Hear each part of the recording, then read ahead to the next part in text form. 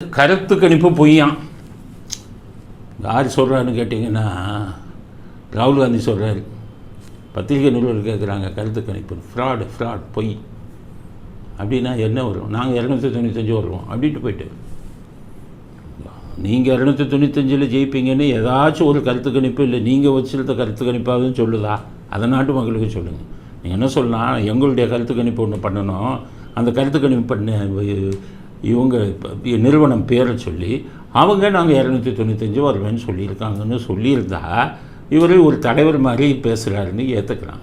ஒரு சிறு பிள்ளை மாதிரி பேசிட்டா எல்லாம் கிடையாது 295 வருவோன்ட்டு போயிடும். அதில் சோனியா காந்தி வந்துக்கிட்டாலாம் போய் நாங்கள் தான் ஜெயிப்போம்.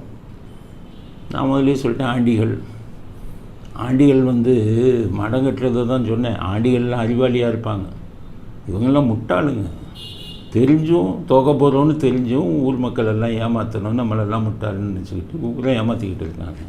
அடிப்படை ஆதாரம் என்ன இருக்கணும்? டெல்லியில் பந்தல் போட்டாங்களாம் இப்போவே. அப்போ எவ்வளோ பெரிய முட்டாள்கள், அடிமுட்டாள்கள்ங்கிறது நிறுவனமாக பாருங்கள். நூற்றுக்கணக்கான கிலோ லட்டுகளை ஆர்டர் பண்ணி போட்டாங்களாம். லட்டை யாருக்கு கொடுக்க போகிறாங்கன்னு தெரியலையே. நாளைக்கு இதில் வந்துக்கிட்டு மண்ணை கவன ஒன்று இதில் வாங்கின லட்டெல்லாம் எங்கே போய் கொடுப்பாங்கன்னு தெரியலை. லட்டை வாங்கி வச்சுட்டாங்க, பந்தல் பல்லாம் போட்டு வச்சுட்டாங்க. எனக்கு என்ன புரியலைன்னா, உண்மையிலேயே இவங்க பண்ணுறாங்களா இல்லை உண்மையிலே இவங்க முட்டாளுங்க தானா இல்லை நடிக்கிறாங்களான்னு தெரியலை. ஆனால் எல்லாருக்குமே தெரியும் கருத்து கணிப்பு இருக்க.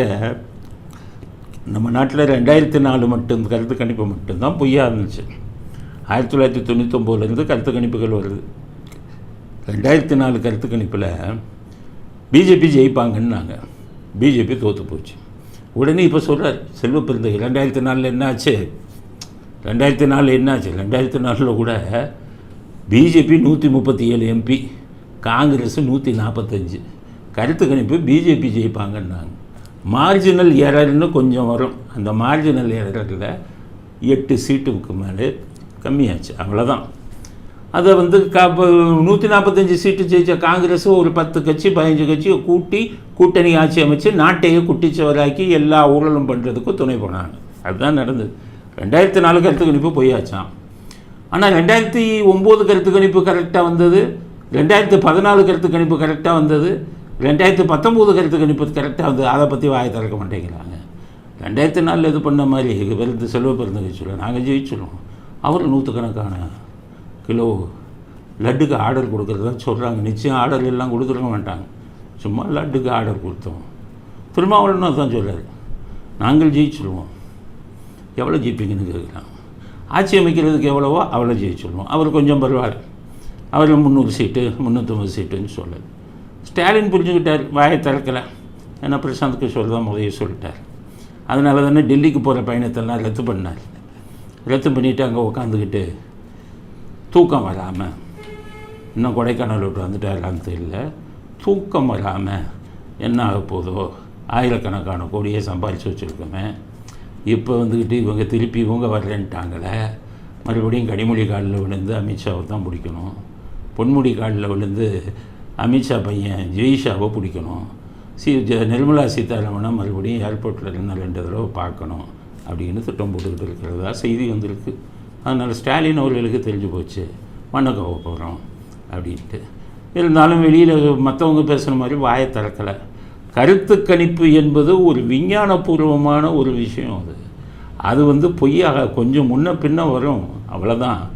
எந்த ஒரு கருத்து கணிப்பும் பொதுமக்கள் நல்லா யோசிங்க. அரசியல்வாதி பூரா முட்டாளாக இருக்கான், அவன் சொன்னாலும் புரியாது. பொதுமக்கள் யோசிங்க. இதை ஆளுங்கட்சியை சேர்ந்தவங்க பணத்தை கொடுத்து மாற்றி சொல்ல வைக்கிறாங்கன்னு அவங்க சொல்கிறாங்க. நீங்கள் யோசிங்க, கருத்து கணிப்பு வந்தது எப்போ? இன்றைக்கி வந்திருக்கு 1ஆம் சாயங்காலம் வந்திருக்கு. 1ஆம் 6:30 மணிக்கு மேலே வந்திருக்கு. ரிசல்ட்டுக்கு வாக்கு எண்ணிக்கை 2 நாள் கழித்து 4ஆம் காலையில் 8 மணிக்கு. இந்த 2 நாளில் கருத்து கணிப்பை பொய்யா சொல்கிறதுக்கு பணத்தெல்லாம் கொடுத்து பண்ணணுங்கிற அவசியம் என்ன இருக்குது? வேஷம் போட்டிங்கன்னா களைஞ்சு போகும்ல 2 நாளில். அதை போய் இவங்க பிஜேபி பணத்தெல்லாம் கொடுத்து இப்படி சொல்லு அப்படி சொல்லுன்னு சொல்ல வைக்கிறதுக்கு வாய்ப்பு இருக்கா? யோசிச்சு பாருங்கள். அந்த முட்டாள்களுக்கு தான் தெரியாது. அதனால் ஒவ்வொருத்தரும் புலம்பிக்கிட்டு இருக்காங்க. அதனால் கருத்து கணிப்பில் சொன்னபடி தான் முக்கால்வாசி இது வரும், கொஞ்சம் முன்ன பின்ன வரும். இப்போ தமிழ்நாட்டில் அவங்க சொல்லியிருக்காங்க 35ன்னு இருக்காங்க, ஒரு 30 வரலாம், இல்லை 39 ஜெயிச்சிடலாம். இப்படி தான் அந்த 35ங்கிறது ஒரு 4-5 சீட்டு பின்னாடி போகும், இல்லைன்னா 4-5 சீட்டு முன்னாடி வந்துடும். இப்படித்தான் வருமே ஒழிய கருத்து கணிப்பே பொய்யாகி இப்போ காங்கிரஸ் ஆட்சியை பிடிச்சி ராகுல் காந்தி மந்திரி ஆகி ஸ்டாலினை பிரதமர் மந்திரி ஆக்கிறதுக்கு இந்த மாதிரியெல்லாம் நடக்குங்கிறது கற்பனையில் கூட நடக்காத விஷயம். அதை நல்லா தெரிஞ்சுக்கிட்டே இப்படி ஒரு கோமாளித்தனமான இதை கருத்தை பரப்பிக்கிட்டு ஊரை ஏமாற்றிக்கிட்டு இருக்காங்க. இப்போ பார்த்தீங்கன்னா இந்த 2 நாளாக சொல்லிக்கிட்டு இருக்காங்க கருத்துக்கணி பொய், நாங்கள் தான் வருவோம். இப்போ முடிஞ்ச நாளைக்கு தேர்தலில் வாக்கு எண்ணிக்கை நடந்து உண்மையிலேயே ஜெயிச்சிட்டாங்கன்னு வைங்க, கருத்து கணிப்பை விட்டுருவாங்க. அது இந்த இவி எலக்ட்ரானிக் ஓட்டிங் மிஷின் இருக்க அதில் தில்லுமுள்ளு நடக்கும்னு நாங்கள் அப்போவே சொன்னோம். பிஜேபி அதில் தில்லுமுள்ளு பண்ணிட்டு வந்துட்டாங்க அப்படின்னு கதையை மாற்றுவாங்க. ஸோ ஏதாச்சும் ஒரு காரணம் சொல்லணும், தோக்குறவன் அதுதான். ஆட தெரியாதவன் வந்து மேடை கோணல்னு சொல்லுவான் அப்படின்னு சொல்லுவாங்க. அது மாதிரி எதையாச்சும் ஒரு காரணம். நீங்கள் பாருங்கள், நாளைக்கு இது முடிஞ்ச உடனே என்ன அறிக்கை விடுறான்னு இந்த கோமாளி கூட்டம். இவிஎம்மை வேணான்னு அப்போவே சொன்னோம், ஓட்டிச்சீட்டில் தான் போட்டுருக்கணும், அப்படி போட்டு தான் நாங்கள் ஜெயிச்சிருப்போம் அப்படின்னு சொல்லுவாங்க. அப்படிங்கிறது தான் நம்முடைய கருத்து. வெயிட் பண்ணி பார்ப்போம். நாளைக்கு சாயங்காலம் இதே மாதிரி உங்களுக்கு கருத்து தெரிவிக்கும் போது எக்ஸிட் போல் கருத்து கணிப்பு சரியான முறையில் வந்திருக்கு அப்படிங்கிற செய்தியோடு உங்களை சந்திக்க போகிறோம். எங்களுக்கு கட்சிகளை பற்றி கவலை இல்லை. ஒரு சரியான விஷயத்தை மக்களுக்கு தெரிவிக்கணும். அதனால தான் கருத்து கணிப்பு சரியானது. ஏன்னா கருத்து கணிப்பு கொடுக்கறதுக்கு 3-4 நாளைக்கு முன்னாடியே எங்கள் வீடியோ பாருங்கள். மீண்டும் இப்போ மோடி பிரதமர்னு ஒரு தலைப்பில் ஒரு வீடியோ போட்டிருக்கோம், அதை வாங்கி பாருங்கள். யூபி இது பீகார் எல்லாம் என்ன நடக்கும் கருத்து கணிப்பில் சொன்ன விஷயத்தை 3-4 நாளைக்கு முன்னாடியே வீடியோவாக போட்டிருக்கோம். காரணம் அது விஞ்ஞானபூர்வமான ஒரு அலசல் அப்படிங்க.